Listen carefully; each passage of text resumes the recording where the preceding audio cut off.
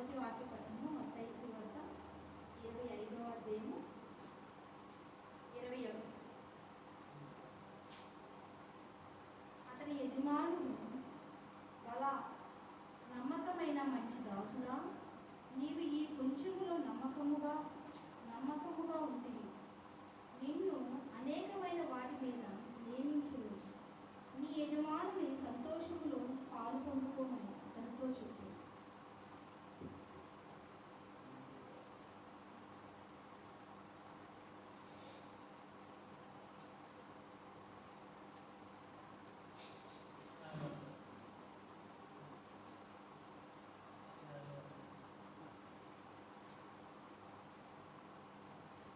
అందరికీ వందనాలండి. 2వ వాక్యంగా లూకా సువార్త 16వ అధ్యాయము 24వ వచనం.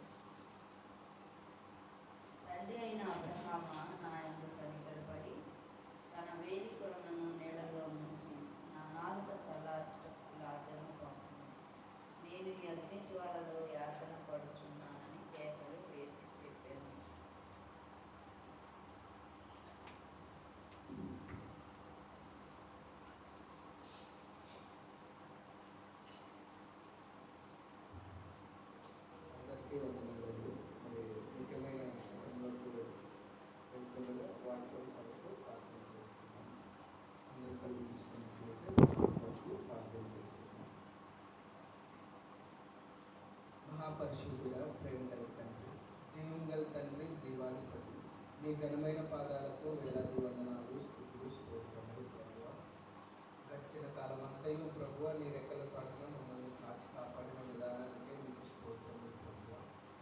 అవును ప్రభువ, ఈరోజు చూడలేక మాకంటే ఎంతోమంది అందచందములు, ఐశ్వర్యములు ఉన్నప్పటికీ ప్రభువ వారు ఈ రోజును చూడలేక గతించిపోయారు ప్రభువ. మీరు మాత్రమే మమ్మల్ని సజీవ లెక్కలో ఉంచి సజీవుడైన నిన్ను ఆరాధించుటకు మాకిచ్చిన ఇటువంటి దళితను బట్టి మీకు వందనాలు, స్తుతులు, స్తోత్రములు ప్రభువ. అయా ఉదయ కాలం నుండి ఇప్పటి వరకు నీ సన్నిధిని మాకు తోడుగా ఉంచారు ప్రభువ. సండే స్కూల్ విషయంలో పాటల ద్వారాను ఇదో ప్రభువ మీ సన్నిధిని మాకు తోడుగా ఉంచారు ప్రభువ. అందును బట్టి మీకు వందనాలు అయినా. ఇదో ప్రభువ ముఖ్యమైన ఘటనలోకి వెళ్తుండగా ప్రభువ మంచి అంశం ద్వారా ఇదో ప్రభువ నీ సేవకుడు వివరిస్తుండగా ప్రభువ సంయోజితమైన జ్ఞానాన్ని దయచేసి అతని నోటి మాటల ద్వారా కార్యక్రమం ప్రభువ మీ గ్రంథంలో ఏమి లిఖించబడి ఉన్నావో ఇదిగో ఆ విషయాలను ఇదిగో ప్రభువ వివరించుచూ ఉండగా ప్రభువ ఇటువంటి సైతాను శక్తులు, సైతాను శోధనలు మా గురికి రాకుండా ప్రభువ ఈ మంచి వర్తమానాన్ని మాకు కావాల్సిన వాక్య ఆహారాన్ని ఈరోజు మాకు ఏదైతే చెప్పబోచున్నారో, ఏదైతే మేము వినబోచున్నామో ప్రభువ ఆ విషయాలను ఉన్నది ఉన్నట్లుగా వివరించుకుంటూ సహాయం చేయండి. నిలబడుతున్న దేవసేవకుని జ్ఞాపకం చేసుకున్నాను. ఇది మంచి ఆరోగ్యాన్ని ఇవ్వండిగా తండ్రి మీకు స్తోత్రములు ప్రభువ. ఇది కొంతకాలంగా ఇదిగో ప్రభు ఆరోగ్యం సరిగా లేక బాధపడుచున్నాను ప్రభు. అయినా ఇదిగో ప్రభు మీ పని భారాన్ని అంతటిని అతని మీద మోచుకొని ఇదిగో ప్రభు ఈ పరిస్థితి కొనసాగుతూ ఉన్నట్టు ఇదిగో ప్రభు మంచి వర్తమానాన్ని దయచేయండి, సమయోచితమైన జ్ఞానాన్ని దయచేసి ఇదిగో ప్రభు మాకు కావాల్సిన ఆహారాన్ని మాకు సంపూర్ణంగా అందించండి. ఈ చిన్న ప్రార్థనను మీ పాదాల చెందుకు చేర్చుకుని నజరేయుడైన యేసుక్రీస్తు నామంలో అడిగి వేడుకుంటున్నాము తండ్రి.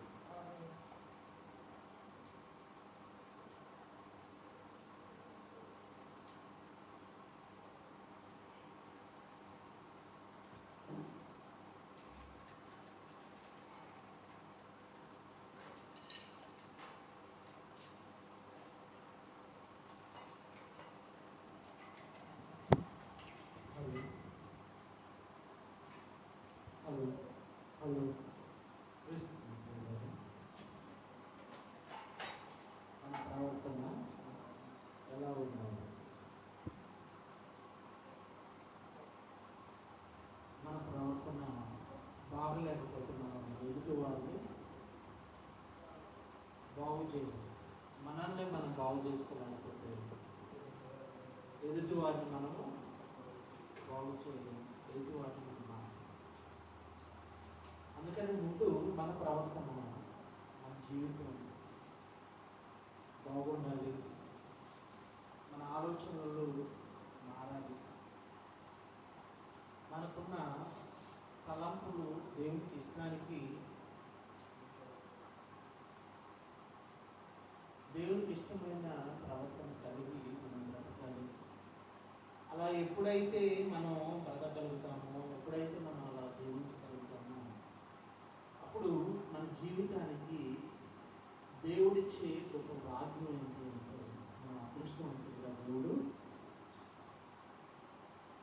మన ప్రవర్తన బాగోపోతే, మన ప్రవర్తన మర్యాదగా లేకపోతే, మన ప్రవర్తన గౌరవంగా లేకపోతే మనం దేవుడి కొరకు కాపాడవలసిన వారు, దేవుడి కొరకు నిలబెట్టవలసిన వారు జారిపోతారు. అందుకనే దేవుని పిల్లలుగా, దేవుని బిడ్డలుగా మనం ఎలా ఉండాలి, ఎలా మారాలి, ఎలా జీవించాలి, ఎలా మన జీవితాన్ని దేవుళ్ళు ఉంచుకోవాలి అని మనం చూడాలంటే బైబిల్లో మనల్ని ఎవరు అన్నది, బైబిల్ మనల్ని ఎవరు అన్నది అంటే రాత్రి చెప్పాడు అన్న. ఏం చెప్పాడు? మనం ఎవరు అంట? రాజులైన యాజకులు. యాజకులు చెల్లు పట్టుకొని చూసుకుంటున్నాం అంటే మన పని అయిపోయింది. కుటుంబ జీవితాల్లో మనం ఉన్నామంటే ఇప్పుడు మన ప్రవర్తన ఎట్లా మీరు ఎలాంటి వారు అంటున్నారు? రాజు ఎలా ఉంటారు? రాజరికం ఎలాంటిది అంటే రాజ్య రాజ్యాన్ని పాలించేవాడు. రాజులు అన్నాడు, ఒకసారి యాజకులు అన్నాడు, ఒకసారి దూతలు అన్నాడు, ఒకసాట నా సేవకులు అన్నారు, ఒకసాట నా దాసులు అన్నాడు. మన గురించి మనం ఎవరు అనుకుంటున్నారు? చాలా మంది పేరు కింగ్ అని పెట్టుకున్నారు అనుకోండి, వాళ్ళకి అర్థం కాదా? శ్రీరానికి కింగ్ అని పెట్టారు. చాలా మంది పాస్టర్లు అంటారు కింగ్ పెట్టుకుంటే ఏంటయ్యా ఆయన నేను అడుగుతున్నాను. అసలు వాళ్ళకి తెలియలా. ఎందుకని? దేవుడు బైబిల్లో మీరు రాజులైన యాజకులు అంటే రాజులు ఎవరు? మనం. యేసు ప్రభువు కదా రాజు, ఆయన రాజులకు రాజు, చక్రవర్తి. ఇప్పుడు అంతకుముందు సేవకుడు ఎలా ఉండేవాడు? సేవకుడు అని ఎవరిననే వాళ్ళు అంటే యాజకత్వం జరిగించేవాడినే సేవకుడుగా, యాజకుడుగా ఉంచేవాడు. వాళ్ళు కూడా ఎలా ఉండాలి? మందిరానికి రావడానికి లేదు. వాళ్ళు సంవత్సరం ఒకసారి రక్తం పట్టుకుని లోపల పోవాలి. లోపల అబద్ధాలు ఆడేవాడు కానీ, లంచగొండ అయితే కానీ, అబద్ధికుడు అయితే కానీ ఏమైపోతారు? లోపంలోనే చనిపోతారు. లోపం కోసం ఏది చేసినా వెంటనే చనిపోతారు. అందుకని ఆయన నడువుకి ఏం చేసేవాళ్ళు అంటే తాడు కట్టేవాళ్ళు. ఏం కట్టేవాళ్ళు? ఎంత టైం అనేది ఉండేది. ఆ టైంలో రాకపోతే ఏం చేసేవాళ్ళు? తాడు కట్టి శవాన్ని లాగేసేవాళ్ళు. ఎవరు లోపల పోవటానికి వీలు లేదు, ఎవరు లోపల కూర్చోవడానికి వీలు లేదు. అంత స్ట్రిక్ట్గా ఉండేది. అంత నువ్వు దేవుని మందిరానికి వచ్చి చక్కగా కూర్చుంటుంది కావండి. ఇప్పుడు దేవుని మందిరానికి వచ్చి చక్కగా చేరేసుకుని కూర్చున్నావు, లేదా కింద కూర్చుకుంటున్నా హ్యాపీ కూర్చుంటుంది. కానీ అప్పుడు నీకు దేవుని మందిరంలోకి పాత నిబంధన గ్రంథంలో లేదు, ఎలా లేదు తెలుసా మీకు? ఎక్కడ ఉండాలి? మెట్ల దగ్గర ఉండాలి. ఎక్కడ ఉండాలి? మెట్ల దగ్గర ఉండాలి. ఎలో లేదు. మోషే కాలంలో గుడారాలు ఉండే, గుడారంలోకి మెయిన్ గుడారంలోకి ఎవరు వెళ్ళేవాళ్ళు? ఒకవేళ మందిరం కట్టినా కానీ గుళ్ళోకి ఎవరు వెళ్ళేవాళ్ళు? యాజకులు మాత్రమే వెళ్ళేవాళ్ళు. ఎవరు? యాజకులు. అందరికి వెళ్ళే ఛాన్స్ లేదు. అయితే ఈ లోపల యాజకుడు ఎవరైనా తప్పు చేసేవాడు ఉన్నాడు అనుకున్నాను. ఏంటి? ధనాపేక్ష ఉంది, ధనం మీదే డ్యూటీ మీదే పోతున్నాను, అవతల లోపలే చచ్చిపోతాను. బయటికి శవం దిగే ఏంటి? శవాన్ని బయటకు లాక్కోవటం, నడుము కట్టాడు తాడు. చూస్తారు చనిపోతే తాడు బయట నుండి ప్రజలు లాగేవాడు. ఇప్పుడు మనల్ని ఏమంటాడు దేవుడు? రాజులైన యాజకులు అన్నాడు. ఇప్పుడు యేసుక్రీస్తు ప్రభువారు రక్తం అర్పించడం ద్వారా, యేసుక్రీస్తు ప్రభువారు ప్రాణత్యాగం చేయటం ద్వారా, యేసుక్రీస్తు ప్రభువారు ప్రాణాన్ని ఇవ్వటం ద్వారా మనకేం కలిగింది? విమోచన కలిగింది. ఇప్పుడు వాక్యం చెప్పే వాళ్ళే కాదు, ప్రతి ఒక్కరు మందిరంలోకి వెళ్ళవచ్చు. ఎక్కడికి వెళ్ళొచ్చు? ఇప్పుడు మందిరంలోకి వెళ్ళి కూర్చోవచ్చు. అప్పుడు ఆవరణం వెలుపల అంటే మెట్ల దగ్గర కూర్చోవాల్సిందే. ఎంతమంది అయినా మెట్ల దగ్గర నిలబడాల్సిందే. అలాంటి పరిస్థితి. అందుకని చూడండి, గుడుల్లో లోపల రాని తెలుసా? ఆవరణంలో కొన్ని హిందూ దేవాలయాల్లో పూజారి మాత్రమే అనుకుంటారు. అక్కడ ఎవరిని బయట నుండి మొక్కలు పోతారు. ఇప్పుడు క్రైస్తవులు అప్పుడు ఎలా ఉండేవారు అంటే బయట నుండి ముఖ్యవాళ్ళు. అలాంటి యాజకత్వం మనకిచ్చింది అనుకోండి. దేవుని మందిరంలో ప్రాంగంలోనే 100 రూపాయల కోసం డ్యూటీకి పోతున్నాం అనుకోండి, మళ్ళీ మందిరంలోకి వస్తే చచ్చిపోయేటట్టే. ఒక 1000 రూపాయల కోసం మందిరం మానేసి వేరే దగ్గరికి వెళ్ళాం అనుకోండి, ఏమైపోయినట్టు? ఈసారి మందిరానికి రాగానే అలాంటి భయంకరమైన పరిస్థితులు ఉండేవి. యేసుక్రీస్తు ప్రభువు మనల్ని ఏం చేసింది? విమోచించి, మీరు ఎవరు అంటున్నాడు? రాజులైన యాజకులు. ఇప్పుడు యాజకులు ఎవరు? వాక్యం చెప్పేవాడే యాజకుడు అనుకుంటున్నారా? వాక్యం చెప్పేవాడే యాజకుడా? 9వ వచనంలో 3వ అధ్యాయం పేతురు రాసిన పత్రిక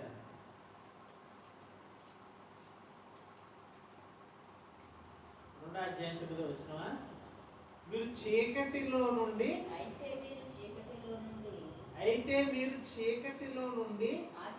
ఆశ్చర్యకరమైన వెలుగులోనికి మిమ్మును పిలిచిన వాని గుణాతిశయములను ప్రచురం చేయు నిమిత్తము. ఇప్పుడు చీకటిలో నుండి ఎవరు వచ్చారు? బాప్తిసం తీసుకున్న వాళ్ళందరూ ఎవరు? చీకటిలో నుండి వెలుగులోకి వచ్చారు. ఎక్కడ నుండి వచ్చారు? చీకటిలో నుండి వెలుగులోకి వచ్చారు. ఇప్పుడు వీళ్ళందరూ ఎవరు అనుకుంటున్నారు? యాజకులు. ఎవరు? ఈ యాజకులు ఏం చేయాలి? ఆయన గుణాతిశయములను ప్రచురించాలి. ఏం చేయాలి? నీకు తెలిసిన దేవుని మాటలు చెప్పాలి, దేవుని సన్నిధికి నడిపించాలి. బోధ అంటే స్టేజ్ మీద నుంచొని వాక్యం చెప్పడమే కాదు, వ్యక్తిగతంగా వాక్యం చెప్పడం కూడా బోధే. వ్యక్తిగతంగా వాక్యం చెప్పడం కూడా బోధే. ఇప్పుడు యాజకుడు ఏం చేయాలి? భోజనం చేసి నిద్రపోవాలా? భోజనం చికెన్ ముక్కలు బాగా వీక్కొని, చికెన్ ముక్కలు బాగా వీకి ఉతికల కాని తిని గొరకబెట్టి నిద్రపోవాలి. ఏం చేయాలి? ఆయన గుణాతిశయములను ప్రచురం చేయాలి. ప్రచురం చేస్తున్నావా? పిల్లలకే చెప్పం. ఏమంటే పిల్లలు ఎంటలేదు. నువ్వు దేవుని మాట అంటే దేవుడు నీ మాట అంటే. నిజంగా నువ్వు దేవుని మాట విన్నావు అనుకోండి, మీ పిల్లలు కూడా నీ మాట. ఇప్పుడు పిల్లలకి నేర్పే విధానం ఉంటుంది. పిల్లలని దేవుళ్ళు, మనం దేవునికి లోబడితే మన భార్య లోబడింది, మన పిల్లలు లోబడతారు, ఆ తర్వాత మన కుటుంబం కూడా మనకి లోబడుతుంది. మనం దేవునికి లోబడలేదా, మన భార్య లోబడదు, మన పిల్లలు లోబడరు, తర్వాత కుటుంబం కూడా లోబడదు. అందుకనే దేవుడు అంటే తన కుటుంబాన్ని ఏలని వాడు తన సంఘాన్ని ఎలాగంటాడు? కుటుంబాన్ని ఏలాలి, ఏలేవాడే ఆ సంఘాన్ని కూడా. కుటుంబాన్ని ఏలేవాడుగా యాజకుడు అంటే తెలుసుకుంటాం. యాజకుడు ఏం చేయాలి? ఆయన గుణాతిశయములను ప్రచురం చేయాలి. అందుకని అంటాడు. ఇప్పుడు యాజకుడికి ఎంత శిక్షలు ఉంటాయో తెలుసా? ఎలాంటి శిక్షలు ఉంటాయో తెలుసు కదా. అపవిత్రమైన చేతులతో దాని మీద చేసినాను అంటే మాడి మసి అయిపోతుంది. కుష్టు వ్యాధి వచ్చింది, కుష్టు రోగం వస్తుంది. నిజంగా అలాంటి శాపాన్ని తీసేసి ఈరోజు చక్కగా కూర్చుంటుంది. ఏడా మనం ఏ ఫ్యాన్ దగ్గర కూర్చొని చక్కగా ఎక్కడ వేసిందని కూర్చుంటాం, చక్కగా కూర్చుంటుంది కదా. ఏ పని చేయకపోయినా చక్కగా కూర్చుంటుంది. ఏ రోజు దేవుని సన్నిధికి రాకపోయినా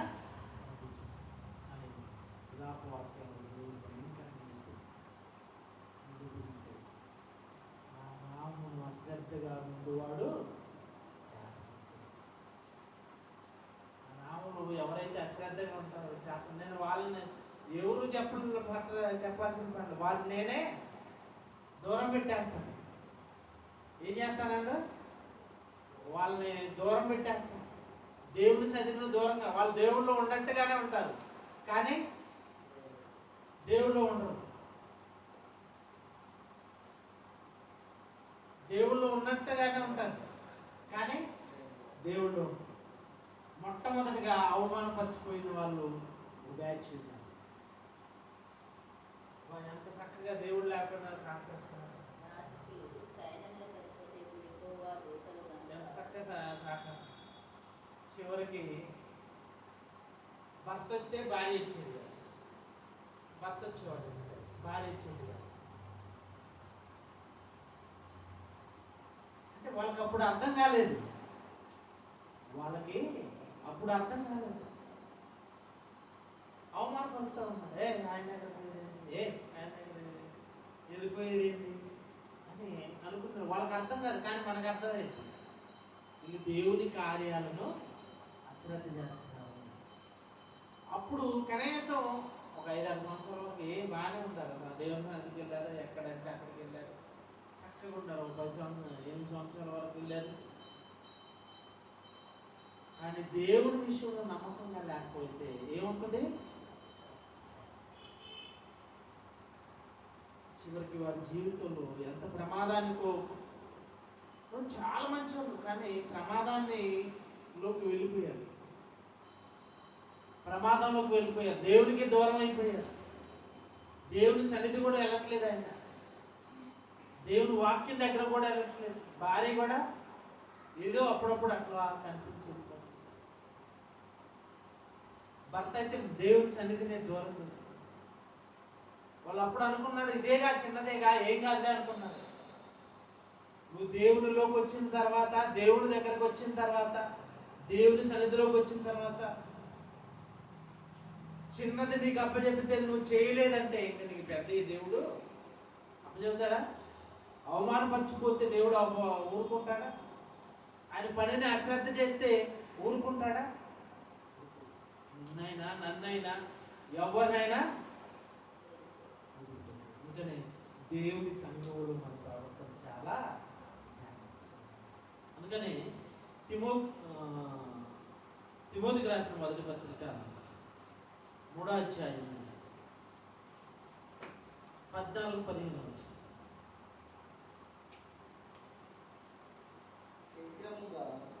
తిమోతికి రాసిన మొదటి పత్రిక 3వ అధ్యాయం 14-15 వచనాన్ని చూడగలిగితే, అయినను నేను ఆలస్యం చేసిన ఎడల దేవుని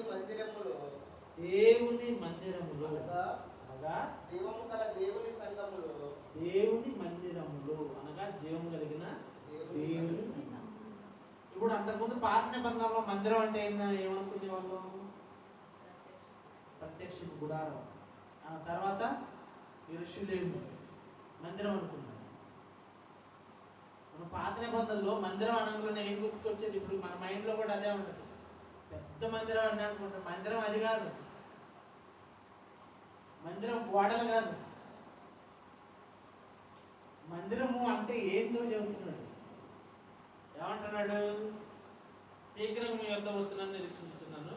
అయితే నేను ఆలస్యం చేసిన ఎలా దేవుని మందిరములో అంటున్నాడు. దేవుని మందిరం అంటే, దేవుని మందిరము అంటే జీవము గల దేవుని సంఘము.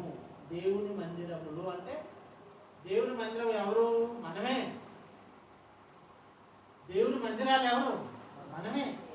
జీవం కలిగిన సంఘమే దేవుని మందిరం, గోడలు కాదు. మీరు గోడలు అనుకున్నారు, పొరపాటది. గుడిని చూసి పెద్ద సిలువ ఉండి ఓ పెద్ద చర్చి అనుకున్నారు. అది పెద్ద చర్చి కాదు, దెయ్యాల చర్చి.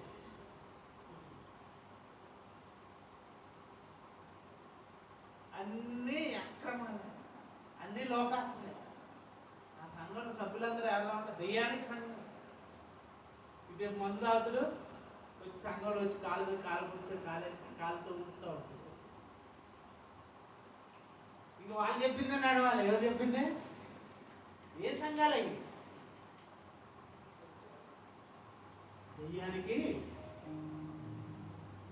దేవుని మందిరము అంటే జీవం కలిగిన దేవుని సంఘం. దేవుని సంఘం అంటే నీతి, న్యాయంగా, యథార్థంగా, పవిత్రంగా, పరిశుద్ధంగా, న్యాయంగా ఎవరైతే నడుస్తున్నారో, ఎవరైతే జీవిస్తున్నారో, ఎవరైతే దేవునిలో నిలబడుతున్నారో, ఎవరైతే దేవుని కొరకు బ్రతుకుతున్నారో, నలుగురు కానీ, ఒక్కరు కానీ, ఇద్దరు కానీ, ముగ్గురు కానీ దేవునిలో నిలబడి ఆయన కొరకు బ్రతుకుతున్నారో వాళ్ళే దేవుని సంఘం. ఈ సంఘంలో ఎంతమంది ఉంటారు అంటే, ఈ సంఘంలో 2 ఉండొచ్చు, 3 ఉండొచ్చు, దేవుని కొరకు బ్రతికే వాళ్ళమా? దేవుని కొరకు బ్రతకడం వాళ్ళు ఎంతమంది అయినా ఉండొచ్చు. అదే చెబుతుంది, దేవుని ఆలసించిన దేవుని మందిరములో అనగా జీవం కలిగిన దేవుని సంఘములో. జీవం కలిగిన దేవుని సంఘం అంటే ఎవరు? దేవుని కొరకు బ్రతికేవారు, దేవుని కొరకు జీవించేవారు. జనులు ఎలాగూ ప్రవర్తింపవలెను. జనులు ఎలాగూ అంట కాడే ఉంటది 5 అనేసిందా? నేను ఎలాగూ ఈ జనులు ఎలాగో అన్నకాడ 5 ఉంటుంది. నేను ఎలాగో ఎవరంట? మనం ఎలాగో. జనులు అంటే ఎవరు అనుకున్నారు? మనమే. మనం ఎలా బ్రతకాలో, ఎలా జీవించాలో, ఎలా నడవాలో, ఎలా సంతోషించాలో, ఎలా జీవించాలో ప్రవర్తింపవలనని జీవం కలిగిన దేవుని సంఘంలో జనులు ఎలా ప్రవర్తించాలో అది నీకు తెలియజేయవలెనని ఈ సంగతులకు రాయించున్నాను. ఆ సంఘము సత్యమునకు ఆధారంగా ఉండాలి. దేనికి ఆధారం అంట? అసలు సంఘంలో బలంగా ఉంటారా? బలహీనలు ఎందుకు అయిపోతుంది చెప్పండి? ఎందుకంటే సంఘంలో దేవుని పిల్లలు నిలబడలేదంటే ఏం లేదు, వాక్యం లేదు. ఏం లేదు? వాక్యం లేకపోవటం వల్ల సంఘం ఏమైపోయింది? బలహీనపడింది. అందుకని మనకి ఏం కావాలంట? సత్యానికి స్తంభాలుగా మనం నిలబడాలి అంటే మనకేం కావాలి? అందుకని ప్రతి దినం వాక్యం నేర్చుకోవాలి. బైబిల్ చదవటంలో కానీ, దేవుని మాటలు నేర్చుకోవటంలో కానీ. ఎవడు కూర్చొని విని వెళ్ళిపోయింది వేరు, అలా సెల్లో విన్నది మీరు టీవీలో విన్నా మీరు మర్చిపోతాం కదా. కూర్చొని విన్నది తొందరగా మర్చిపోతాం. అందుకని దేవుని మందిరంలో అనగా దేవుని సంఘంలో అన్నది మనం ఎలా ప్రవర్తించాలి అంట? వాక్యానికి వేలుగా అవ్వాలి. తర్వాత మన ప్రవర్తన సత్యానికి స్తంభాలుగా మనం ఉండాలి. మన ప్రవర్తన ఎలా ఉండాలి అంటే సత్యానికి ఆధారం చేసుకోవాలి. సత్యాన్ని ఆధారం చేసుకోవాలి. ఎవరైతే సత్యాన్ని ఆధారం చేసుకుంటారో వాళ్ళు ఒక స్తంభంగా, సంఘంలో ఒక జీవం కలిగిన దేవుని ఆలయంగా, ఒక మందిరంగా, ఒక స్తంభంగా నిలబడతారు. లేకపోతే ఎలా ఉంటారు? అలా వెళ్ళిపోతారు. కొన్ని రోజులు ఉంటారు. ఏమన్నా గట్టి మాట ఒక మాట తగిలింది అనుకోండి వెళ్ళిపోతారు. తెలుసా? ఇప్పుడు గట్టిగా ఏదన్నా మాట వాళ్ళ వాక్యం లేకపోవటం వల్ల, వాక్యం బలంగా లేకపోవటం ఏమైపోతారు? అరే చల్లపోతాను నన్ను ఎట్లా అంటాడా? ఆయన సంఘానికి నా సంఘం అనుకుంటున్నాను. చల్లపడదానే సంఘం కాదు. నలుగురిని దేవుని కొరకు నిలబెట్టే ఆ సంఘంలో నువ్వు కూడా యాజకుడే. తెలుసా నీకు? వాక్యం ఇక్కడ నుండి నేను చెప్పటం కాదు. ఈ చెట్టు నిలవాలి అంటే ఏం కావాలి? వేర్లు కావాలి. ఆ వేర్లు ఎవరు? దేవుని పిల్లలు, సంఘ సభ్యులు. ఒక చెట్టు నిలబడాలి అంటే ఆ వేర్లు మొత్తం తెగిపోతున్నాయి అనుకోండి, చెట్టుకి కాసేపు అందుకని చూడండి, కాళ్ళు వేగులు పుచ్చుకోండి. నిలబడటం కష్టమైతే బాగుంటుంది. ఒక రోజు నడవటమే. అలాగే ఒక చెట్టు నిలబడాలి అంటే, సంఘం నిలబడాలి అంటే వేర్లు బలిష్టమైనదిగా. ఈరోజు ఎన్నో కార్యక్రమాలు మనం జరిగించాం. ఒక కార్యక్రమం, 2 కార్యక్రమాలు. ఈ జరిగించిన వాళ్ళందరూ ఎవరు అనుకుంటున్నారు? ఆ పెద్ద కార్యాలు జరిగించిన వాళ్ళు ఎవరు అనుకుంటున్నారు? వేర్లే. ఇన్ని కార్యక్రమాలు మన సంఘం ద్వారా జరిగించాం. దాంట్లో పాత్రలు ఎవరి? సంఘస్థులు. దేవుని కార్యాలు పెద్ద పెద్ద మీటింగ్స్ పెట్టారు, సంఘ కార్యక్రమాలు జరిగిస్తున్నారు. ఇవన్నీ జరగడానికి గల కారణం ఏంటి? నా ఆలోచన అనుకుంటున్నారా? ఏరు లేకపోతే ఇవన్నీ. కాబట్టి ఒక ప్రభు ఒక ఏరులాగా పనిచేసింది, తర్వాత ప్రవీణ్ బలమైన వేరులా పనిచేసింది, తర్వాత ఆ అజయ్, రాజు, ఇలా వీళ్ళంతా ఏం చేశారు? బలంగా పనిచేశారు కాబట్టి దేవుని కార్యం, ఒక చెట్టు అనే ఒక దేవుని కార్యం పటిష్టంగా. లేకపోతే స్త్రీలు కూడా దేవుని వంటల విషయంలో, అక్క కానీ, తర్వాత ఆశ కానీ, తర్వాత జ్యోతి కానీ, తర్వాత సిస్టర్ అరుణ గారు కానీ, ఇవన్నీ జరిగినాయి అంటే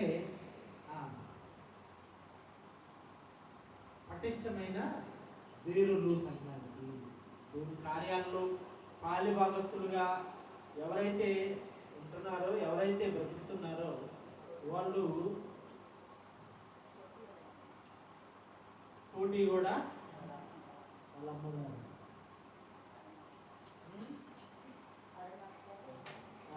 పోటీ వాళ్ళ అమ్మగారు, అరుణక్క, అరుణోదన, అరుణా సిస్టర్, వీళ్ళంతా బలమైన, అలాగే తిరగమ్మక్క, వీళ్ళందరూ మనకి ఎవరు?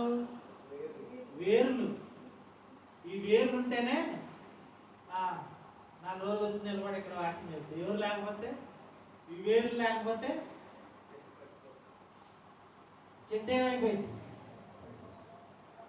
అందుకని ఒక దేవుల్లో సంఘం, దేవుని పిల్లలు నిలబడాలి అంటే ఏం కావాలి? ఏం కావాలి? సంఘ సభ్యులు పటిష్టంగా జీవించాలి. సంఘ సభ్యులు ఏం చేయాలి? పటిష్టమైన పరిస్థితిని దేవుని జీవం కలిగిన దేవుని సంఘం అనగా జనులు ఎలాగో ప్రవర్తించారు. వాళ్ళు స్తంభమునకు సత్యాన్ని ప్రకటించే ఒక స్తంభాలుగా ఉండాలి. సత్యమునకు స్తంభాలుగా అంటే దేవుని వాక్యం తీసుకువెళ్ళే ఒక స్తంభాలుగా నిలబడాలి, ఆధారంగా ఉండాలి. ఏమండి? ఆధారం లేకపోతే ఏదైనా ఏమైపోయింది. అయితే దేవుడు తన పిల్లల్ని మాత్రం తన కార్యాన్ని నిర్వహించేదాన్ని ఆప్జాతగా ఏదో ఒక రకంగా ముందుకు తీసుకెళ్తాను, దాన్ని జరిగిస్తూనే ఉంటాం.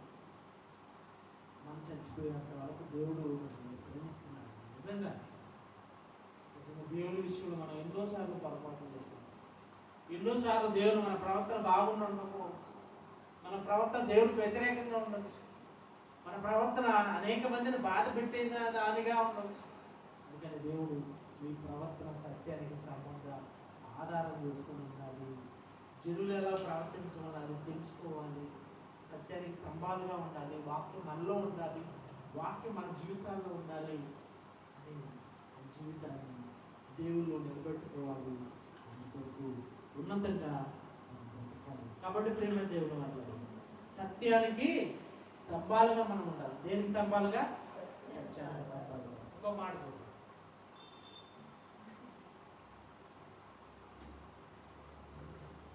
తిమోతికి రాసిన పత్రిక 2వ అధ్యాయం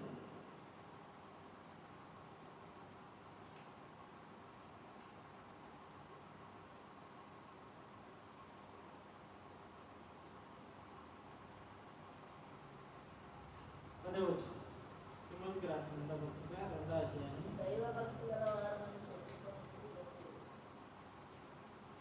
తిమోతికి రాసిన అందుచేత ఏర్పరచబడిన వారు నిత్యమైన మహిమతో కూడా క్రీస్తు యేసునందలి రక్షణ పొందవలెను. నేను వారి కొరకు సమస్తమును ఓర్చుకొంచున్నాను. ఇదిగో రక్షణ పొందాలి. ఇందాక చదివింది చదువుదా? ఇందాక చదివింది చదువుదా?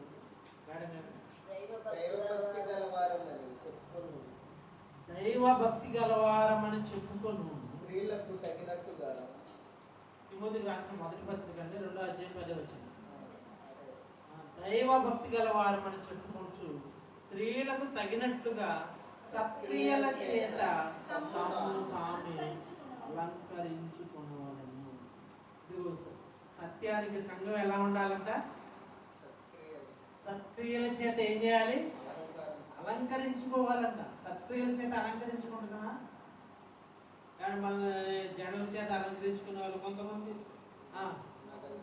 నగల చేత అలంకరించుకునే వాళ్ళు కొంతమంది, తర్వాత ముక్కును అలంకరించుకునే వాళ్ళు కొంతమంది, చెవులు అలంకరించుకునే వాళ్ళు కొంతమంది, చీరలతో వస్త్రములు అలంకరించుకునే వాళ్ళు కొంతమంది, పూలతో అలంకరించుకునే వాళ్ళు కొంతమంది, చాలా అలంకరణలు మనం చూస్తాం.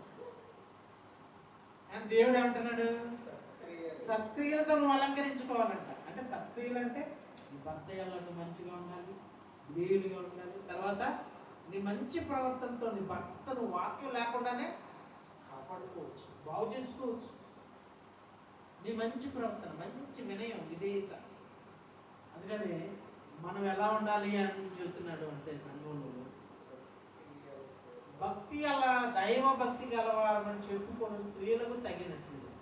నువ్వు భక్తురాలవా, భక్తి కలిగిన వాళ్ళు అంటే ఎట్లా ఉంటారు? అంటారా? అంటారా? అంటారా? ఏంది నువ్వు చెప్పేది నాకు అంటారా? అంటారు. సత్క్రియల చేత, ఏ క్రియల చేత అంట? సత్క్రియల చేత తామే అలంకరించి. సంఘంలో స్త్రీలు కానీ పురుషులు కానీ సత్క్రియల చేత, స్త్రీలు కూడా దైవభక్తి కలిగిన స్త్రీలు ఎలా అలంకరించుకోవాలంట? దేంతో అలంకరించుకోవాలి? సత్క్రియలతో అలంకరించుకోవాలి. దేంతో అలంకరించుకుంటున్నారు? సత్క్రియలతో మనకు మనం భక్తులు అనుకుంటే బైబిల్లో వాక్యాన్ని ఆధారం చేసుకొని మన జీవితం ఉన్నప్పుడే మనం, అందుకని మన జీవితాల్లో కూడా మనం ఎన్నోసార్లు పొరపాటు చేస్తాం, సరిదిద్దుకోలేని తప్పులు చేస్తాం, సరిదిద్దుకోలేని పరిస్థితులు మన జీవితాల్లో ఏర్పడతాయి. దాని దేవుడే కాబట్టి దేవుని సన్నిధిలో దేవుని వాక్యాన్ని మనం విధేయులుగా మలచబడాలి. దేవుని వాక్యానికి విధేయులుగా మనం మారాలి. అందుకని దేవుళ్ళు మారినప్పుడే, దేవుళ్ళు ఉన్నప్పుడే, దేవుళ్ళు సంతోషించినప్పుడే మన జీవితం. అందుకని మనం ఎలా ఉండాలంట? సత్యానికి ఉండాలి. తర్వాత ఎలా ఉండాలంటే సత్క్రియల చేత అలంకరించుకోవాలి. దైవభక్తి స్త్రీలు అలా ఏం చేస్తారంట? సత్క్రియల చేత అలంకరించుకోవాలి. అలాగే పేతురు రాసిన పత్రిక 3వ అధ్యాయం 10వ వచనం. పేతురు రాసిన మొదటి పత్రిక 3వ అధ్యాయం 10వ వచనం. అటువలే స్త్రీలారా ఇదిగో మీరు మీ స్వపురుషులకు లోబడి ఉంది. అందువలన వారిలో ఎవరైనా వాక్యము విధేయులైతే వారు భయంతో కూడిన మీ పవిత్ర ప్రవర్తన చూసి వాక్యము లేకుండానే తన భార్య నడవలను. పవిత్ర ప్రవర్తన అన్నారు. ఏ ప్రవర్తన అంట? దేవుని మందిరంలో ఉండే జనులు ఎలా ఉండాలి? స్త్రీలు సత్క్రియలు చేసే స్త్రీలుగా మారాలి. ఏ క్రియలు? సత్క్రియలు చేసే స్త్రీలుగా మారాలి. రెండవది పవిత్రమైన ప్రవర్తన. ఏ ప్రవర్తన అంట? ఏ ప్రవర్తన? పవిత్రమైన ప్రవర్తన. ఫస్ట్ స్తంభాలుగా ఉండాలి. ఎలా ప్రవర్తించాలి? వాక్యాన్ని ఆధారం చేసుకొని ప్రవర్తించాలి. దీన్ని వాక్యాన్ని ఆధారం చేసుకొని. ఎట్లా వాక్యాన్ని ఆధారం చేసుకొని సత్క్రియలు జరిగించాలి. వాక్యాన్ని ఎలా ఆధారం చేసుకొని? పవిత్రమైన ప్రవర్తనతో. ఏ ప్రవర్తన? పవిత్రమైన ప్రవర్తనతో. అందుకని కీర్తనకారుడు ఏమంటాడు? కీర్తనకారుడు ఏమంటాడు అంటే 5వ అధ్యాయం 7వ వచనంలో కీర్తనకారుడు, నేను నడుచుకుంటున్నానయ్యా, న్యాయంలో నేను నడుచుకుంటున్నాను. కీర్తన గ్రంథం 5వ అధ్యాయం 7వ వచనం. నేనైతే అని ఎవరంట? నేనంటే ఏందో తెలుసా అంట. ఎప్పుడు? గర్వం వచ్చిన. నేనంటే ఏందో నీకు తెలుసా అంటే అప్పుడు ఎవరున్నారు? లోపల దెయ్యం ఉంది. ఎవరున్నారు?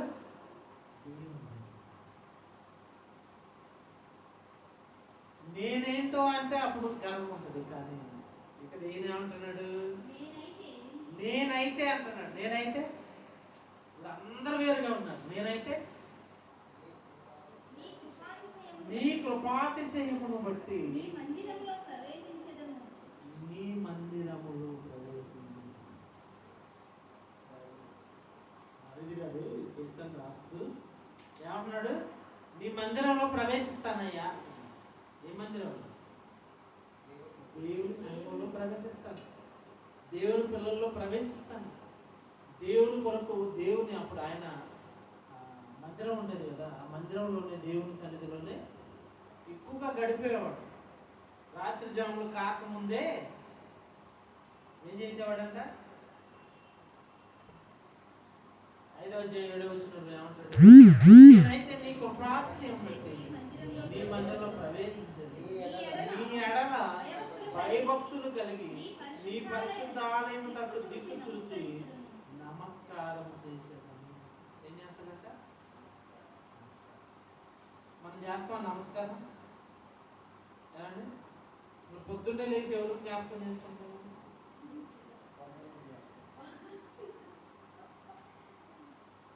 బ్రష్ జ్ఞాపకం చేసుకుంటాం. బ్రష్ తర్వాత కంటిన్యూట్, తర్వాత టిఫిన్. ఆ టిఫిన్ తిన్న తర్వాత బాక్స్ అయిపోయిన తర్వాత డ్యూటీ అయిపోయిన తర్వాత భోజనం అయిపోయిన తర్వాత కూర అయిపోయిన తర్వాత బాక్స్ కట్టుకోవడం, డ్యూటీ పోయి వాళ్ళ దగ్గర పోయి ముచ్చట్లు పెట్టుకోవడం. అంతేనా? మన ప్రవర్తన ఎలా ఉంది? అంతే. కానీ ఈయన ఏమంటున్నా, నా జీవిత కాలం అంతయు నీకు నమస్కారము. నమస్కారం చేస్తున్నా, భయభక్తులు కలిగి నీకు నమస్కారం చేస్తానంటున్నాడు. 7వ వచనం ఏమంటున్నాడు? నీ ఏళ్ళ భయభక్తులు కలిగి నీ పరిశుద్ధాలకు తట్టు దిక్కు చూసి నమస్కరించదను. ఒకటి భయభక్తులు కలిగి ఉంటానంటున్నాడు. రెండోది నీ పరిశుద్ధాలయం తట్టు తిరిగి నీకు నమస్కారం చేస్తాను. మనం ఉన్న వాళ్ళ, మనం ఉంటున్న వాళ్ళ, మనం జీవిస్తున్న వాళ్ళ పొద్దున్నే రంగులోనే టిఫిన్ అయిందా? లేచి రంగులోనే టిఫిన్ అయిందా? ఆడవాళ్ళు అనుకో టిఫిన్ చేసి టిఫిన్ అయిందిలే పిల్లలు లేకుండా తినన్నా. పొద్దున్నే లేదు వాళ్ళకి వాక్యం చెప్పటం, దేవుడి మాటలు నేర్పించడం ఏమైనా చేస్తున్నా? టీవీలో నాకు వాక్యాలు అంటే సరిపోయిందా? ఒక వాక్యం కంట వాక్యం కూర్చొని చదువుకుంటే అయిపోద్దా? పొద్దున్నే లేచినంటే ఏం చేయాలి? నిద్ర లేచినంటే ఏం చేయాలి? ప్రార్థన చేయాలి. చేస్తున్నారా? పిల్లలు చేస్తున్నారు, పిల్లలతో కూడా ప్రార్థన చేయాలి.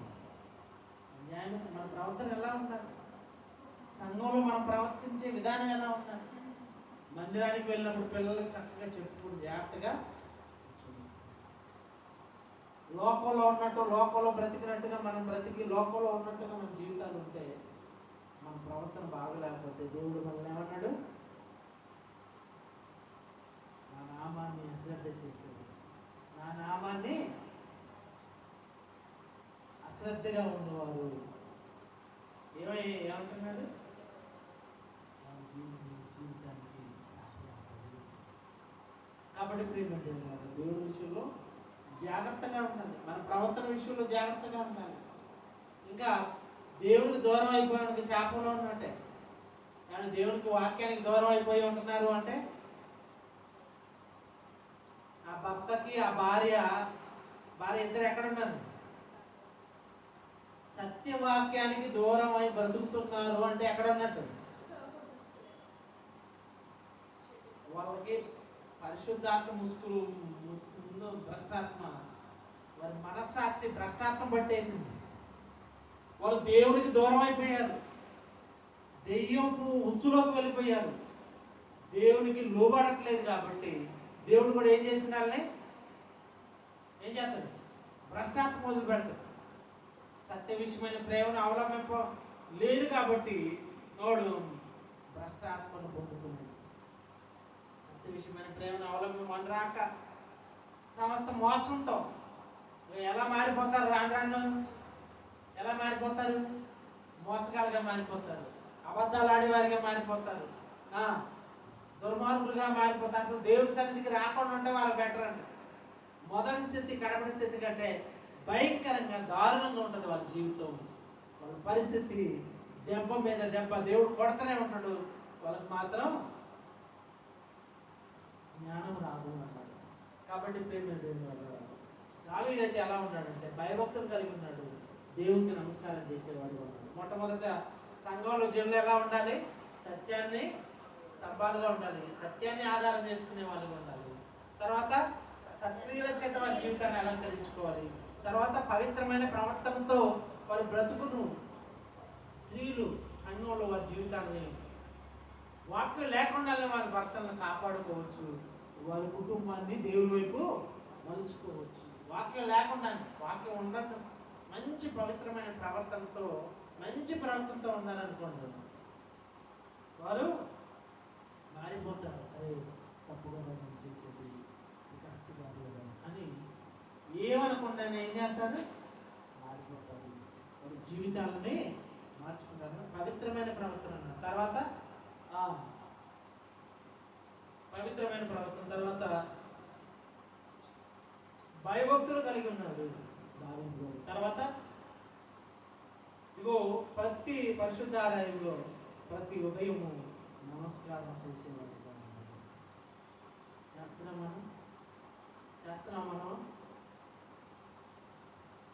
చేస్తున్నామా మనం? లేదు.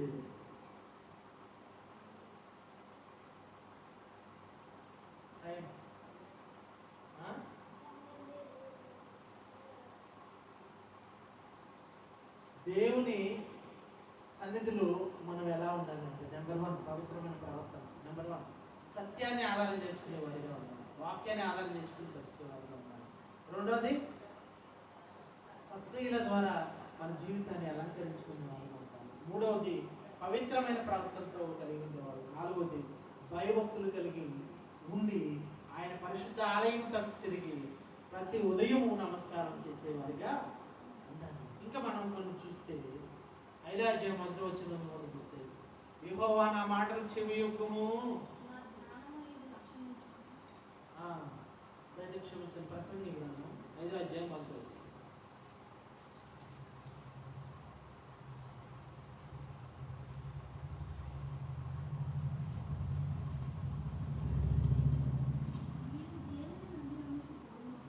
నీవు దేవుని మందిరమునకు పోయినప్పుడు నీ ప్రవర్తన జాగ్రత్తగా చూసుకో. ఇదిగో దేవుని మందిరంలో మనం ఎలా ఉండాలంట, మన ప్రవర్తన ఎలా ఉండాలంట, జాగ్రత్తగా చూసుకోవాలి. సంఘంలో సత్యాన్ని సన్మానానికి ఆధారంగా చేసుకోవాలి. రెండవది ఆ సత్క్రియల ద్వారా మన జీవితాన్ని సరిదిద్దుకోవాలి. మూడవది పవిత్రమైన ప్రవర్తనతో, నాలుగవది భయభక్తులు కలిగి ఉండాలి. ఐదవది ఇదిగో పరిశుద్ధ ఆలయం తట్టు ప్రతి ఉదయం దేవునికి నమస్కారం చేసేవారు. ఆరవది దేవుని మందిరంలోకి పోయినప్పుడు నీ ప్రవర్తన జాగ్రత్తగా చూసుకోవాలి. ప్రవర్తన చూసుకోవడం అంటే మనం ఎలా ఉంటాం? దేవుని మందిరంలో పాటలు పాడుతున్నాం, ఎప్పుడు వచ్చిన పాటలైనా కొత్త పాటలు నేర్చుకునేది లేదా? ఏమండి, సమయం మొత్తం దెయ్యానికైనా, దేవునికి ఎవరా? సమయం మొత్తం దెయ్యానికి ఇచ్చేస్తారా? మరి దేవునికి ఎవరా? ఎన్ని పాటలు ఉన్నాయి దేవుని పాటలు. ఈసారి మన సంఘం మొత్తం మ్యూజిక్తో పాడాలని కోరుకుంటున్నాను, ట్రాక్ మీద పాడాలని కోరుకుంటున్నాను. దాన్ని ఎవరైనా పురుగొలుపుతున్నారంటే మాది కాదు, మా అత్తగారు అన్నట్టు. ఇది యాజకులైన వాళ్ళు దేవుని సంఘంలోకి చేర్చబడిన తర్వాత, దేవుని మందిరంలోకి వచ్చిన తర్వాత యాజకత్వం జరిగించే వాళ్ళు ఏం చేయాలి? పాటలు నేర్పాలా? ట్రాక్ మీద నేర్చుకోవాలా? ఇక మనం ఇది పాడదామని చెప్పాలా? స్కూల్కి పోయి వస్తే సరిపోయిద్దా? డ్యూటీకి పోయి వస్తే సరిపోయిద్దా? ఏమండి, పెయింటింగ్కి పోయి వస్తే సరిపోయిద్దా? నేర్చుకోవాలి, నేర్పాలి, మనం పురుకొల్పాలి. ఏం చేయాలి? పురుకొల్పాలి. కొంతమంది ఉంటారు, ఎందుకుంటారో తెలియదు, అప్పుడప్పుడు అంటారు బియ్యం పుచ్చిపోయినాయి అని పుట్టినట్టు అంటారు. అవునా కదా? బియ్యం కోటా బియ్యం పుచ్చిపోతే ఏమి పుట్టిండు అవి తినడానికి అంటారు. మరి దేవుడి వల్ల మనం పుట్టాము. దేవుడి వల్ల మన ప్రవర్తన ఎలా ఉండాలి? జాగ్రత్తగా చూసుకోవద్దా? ఎలా చూసుకోవాలి? నువ్వు పురికొల్పే వారిగా ఉండాలి. సంఘాన్ని పురికొల్పాలి. యాజకుడు ఏం చేయాలి? దేవుడి మాటలు చెప్పాలి. యాజకుడు అంటే నేనే కాదు, బాప్తీసం తీసుకున్న వాళ్ళందరూ ఎవరు? యాజకుడు. మరి వాక్యం చెప్పేవాడితే బాధ్యత అనుకున్నారు పిచ్చి అమాయక జనం. సంఘంలోకి వచ్చే విశ్వాసులు అందరూ ఏమనుకుంటున్నారు? పాస్టర్ గారిదే బాధ్యత. పిచ్చోళ్ళారా, ఇదంతా మీది బాధ్యత. దాన్ని చెడగొట్టే వరకు నువ్వు కూడా చెడిపోతావు. దేవుని మందిరాన్ని పాడు చేసేవాడు, దేవుని ఆలయాన్ని పాడు చేస్తే వాడు కూడా పాడైపోతాడు. వాడి జీవితం కూడా నాశనం అయిపోయింది. దేవుని ఆలయంలో వచ్చిన వారిని నిలబెట్టాలి, పాడు చేయకూడదు. జాగ్రత్తగా దేవునిలోకి తీసుకురావాలి. అందుకని దేవుని ఆలయాలుగా మనం ఉండాలి. అలాగే మన ప్రవర్తన జాగ్రత్తగా చూసుకోవాలి. అలాగే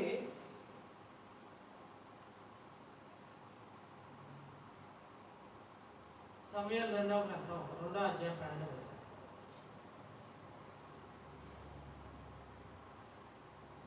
సమయాలు 2వ గ్రంథం. ఇదిగో దేవుని మర్చిన వారుగా ఉన్నారు చూడండి.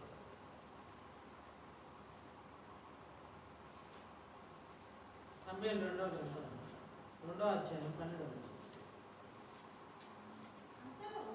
అంతలో నేను కుమారుడను అబ్నేరును సౌలు కుమారుడకు ఇష్బోషేతు సేవకులను కరుణాయుధముల నుండి బయలుదేరి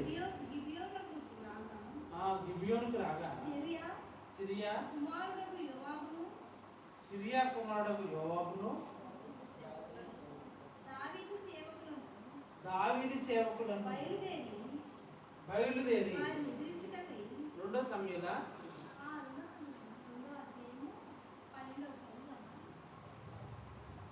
2 సమూయేలు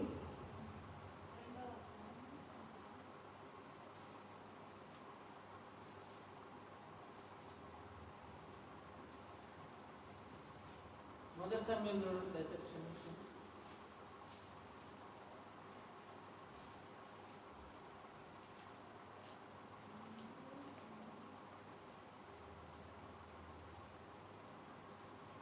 మొదటి సమూయేలు. ఏలీ కుమారులు యెహోవాను ఎరుగని వారై మిక్కిలి దుర్మార్గులై ఉండురు. మొదటి సమూయేలు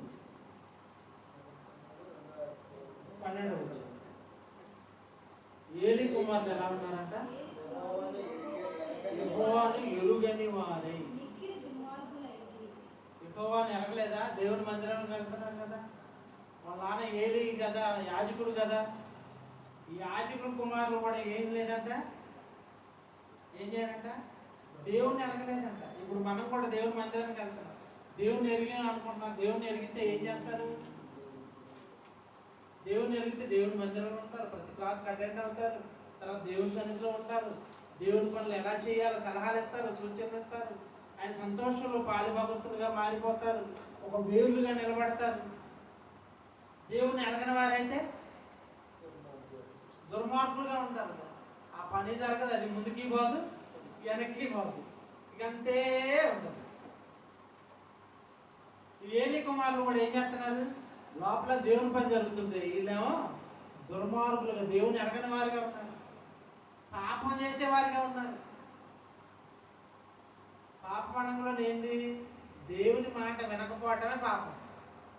సౌలుకు అనే విషయంలో ఏ వ్యభిచారం చేయటం కంటే, దొంగతనం చేయటం కంటే దుర్మార్గం దేవుని మాట వినకపోవటం, దేవునికి లోబడకపోవటం, దేవుని మాటలు వినకపోవటంతో వ్యభిచారం చేయటంతో సమానము అంటాడు దేవుడు.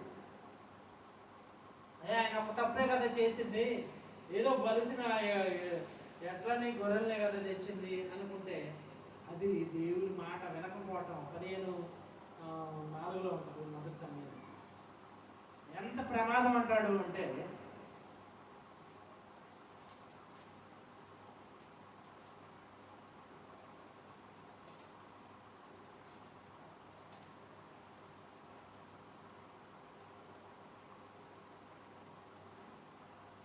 22.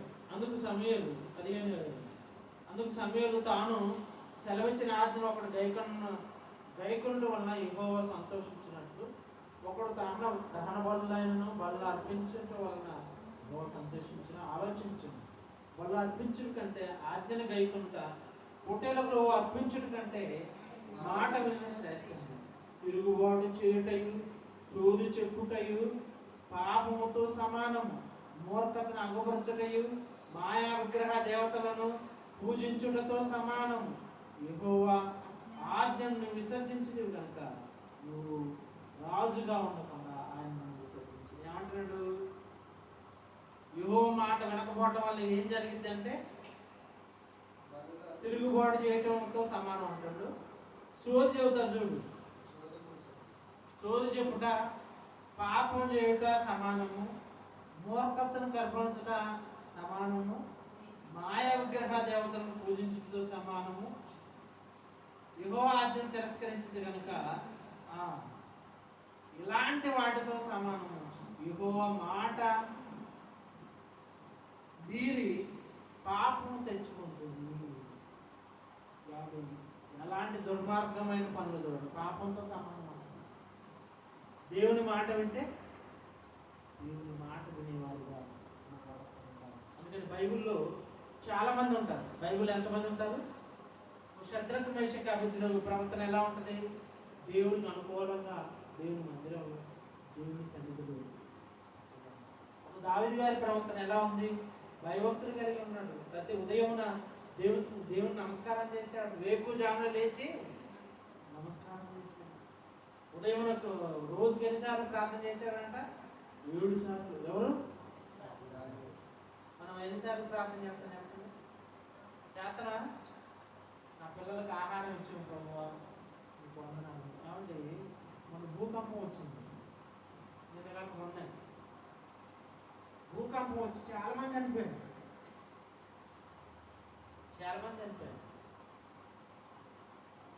రీసెంట్ చైనాలో కూడా వర్షం వచ్చి ఒక ప్రాంతంలో కొట్టుకుపోతారు.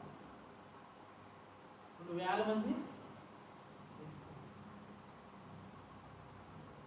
మనం చక్కగా ఉంటాం. భూకంపం వస్తే ఇప్పుడు మొత్తవాళ్ళు అన్నం ఉండదు, బిల్డింగ్ ఉండదు. ఏడన్నారు? రోడ్డు మీద. దేవుడు చల్లగా కాపాడి మనల్ని మంచిగా దేవుడు ఉంచుతున్నప్పుడు ఆయనకి ఎంత కృతజ్ఞత కలిగి ఉండాలి. ఆయనకి ఎంత కృతజ్ఞత కలిగి దేవుడు ఇచ్చింది అనుభవిస్తున్నాం కదా, దేవుడు ఇచ్చిన ప్రకృతిని అనుభవిస్తున్నాం కదా, ఆయన వాతావరణాన్ని అనుభవిస్తున్నాం కదా, ఆయన ఇచ్చిన ప్రతిదాన్ని మనం అనుభవిస్తున్నాం కదా. ఆయన కృతజ్ఞతలు తెలపకపోతే, ఆయన పనిని జరిగించకపోతే, ఆయన సక్రియలో మనం ఉండకపోతే, మనం ఉంచింది దేనికోసం? సక్రియలు చేయడానికి, పవిత్రంగా బ్రతకడానికి, పరిశుద్ధంగా జీవించడానికి, భయభక్తులు కలిగి జీవించడానికి ఈ భూమి మీద తీసుకుని వచ్చింది. మనం పరలోకం తీసుకెళ్ళడానికే మనం తీసుకొచ్చింది. మనం వాటిని మరిచి ఇంకా ఏంది కాకి మాంసం మొక్క కోసం తిరుగులాడినట్టు పావులు ఏమో ఒలివ మొక్కను తీసుకొని వచ్చింది. కాకిని వదిలిపెట్టారు. ఎక్కడ ఉంది? ఏడుంది?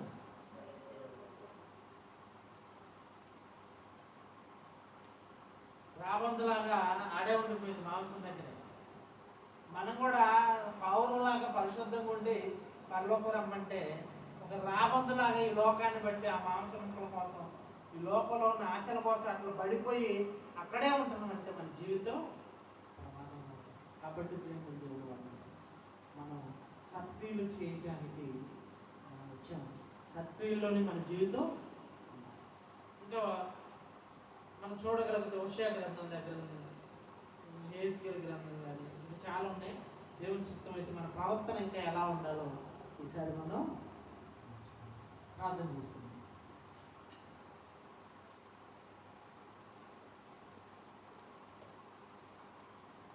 ఆ దేవుని తన కోరిక తీర్చే మనిషి పాట దేవుడు. ప్రార్థన చేసుకుందాం. దయలు మా తండ్రి కృపలు మీ పిల్లలు కానీ మాటలు విన్నా, మీ మాటల్లోని పరమార్థాన్ని, వాక్య పరమార్థాన్ని గ్రహించి క్రీస్తు సంపన్నతలో, క్రీస్తు ఐశ్వర్యంలో, క్రీస్తు జ్ఞానంలో నిలబడి నీ యందు భయభక్తులు కలిగి మేము జీవించేవారుగా, నీ యందు భయభక్తులు కలిగి నడిచేవారుగా నన్ను మమ్మల్ని సిద్ధపరచండి. నీ వాక్యంతో మమ్మల్ని బలపరచమని, నీ వాక్యంతో మమ్మల్ని నింపమని, నీ వాక్యంతో మమ్మల్ని స్థిరపరిచి నడిపించి ఆదరించి ఇక్కడ చెప్పించుకోండి. క్రీస్తు ప్రభు వారి పేట వేడుకున్నాం తండ్రి.